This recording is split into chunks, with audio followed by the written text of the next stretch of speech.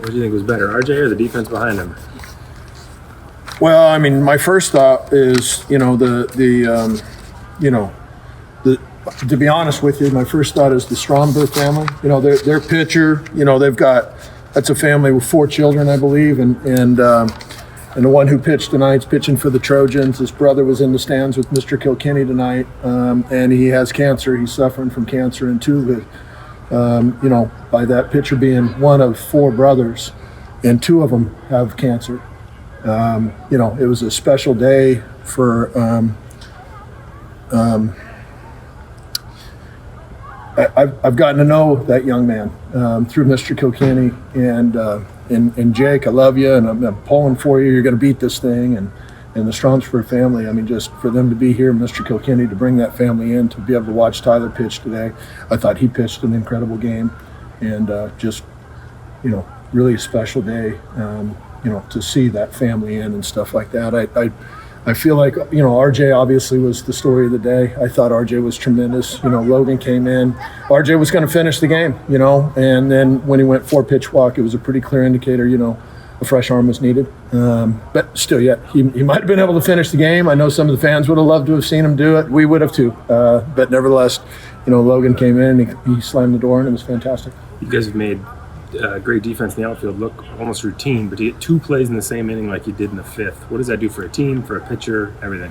Well, it's a huge boost. I mean, we win 4-1, and the ball that Betcher brought back into the yard was a 3-run home run ball by a really good, talented player of USC. I think their leading hitter hit that ball, Galloway, and Betcher robbed them of the home run. That would have been a 4-4 game right there. That was big, and then the ball that Jeffrey Hurd laid out for him, right center field gap, I think is the other one, Rob, you're talking about, and those were 2 huge plays. I think that injects a lot of life in somebody when your defense is playing that way behind you.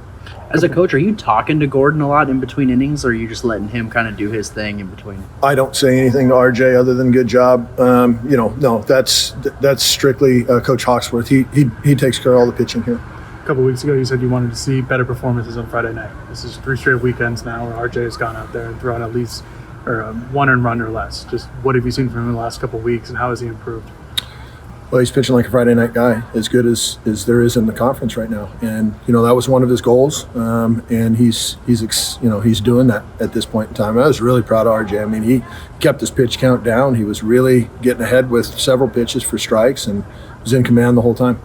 A little different of an outing from him. Not as many strikeouts. He had 10 last week against UCLA. Only 4 tonight after the 9th inning. Just. Is that kind of a maturity process? Not necessarily looking for a strikeout, more looking for like weak ground balls that the defense help them? I don't really know. I don't know the answer to that. There was a lot of weak contact. I was just proud of RJ just filling up the zone and trusting his defense. I thought Carter made a nice play out there. There were several ground balls. Maddox Maloney made a nice play. Jacob Walsh made a couple nice plays at first base. I mean, it was a team effort for a win. How about the way you guys moved guys around the bases and push runs across? Kind of seemed like he created runs in some situations. Yeah, I mean, Chase Maggers, I don't know what he gets on the stat sheet, but he has really good at-bats. I think he lines out, and he has 2 guys on second with nobody out, and he moves them and both score.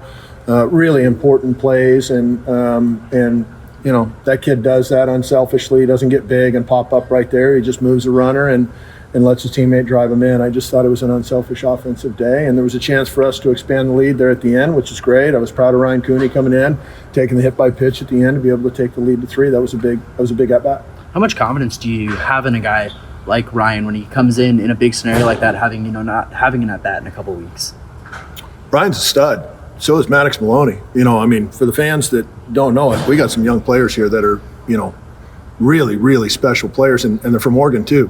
So the fans that say, wow, we'd love to see Oregon players play for you. Hey, folks, come on out. You need to see these kids play. Even last weekend, last week, the coach of the team that we played, Reggie Christensen, he's been a USA team coach, and he flat out said, those 2 middle infielders are both big leaguers, and they're only freshmen here for the Ducks, and they're both Oregonians. So we're really happy to have them. Coach Hinkle's doing a tremendous job coaching them up on defense.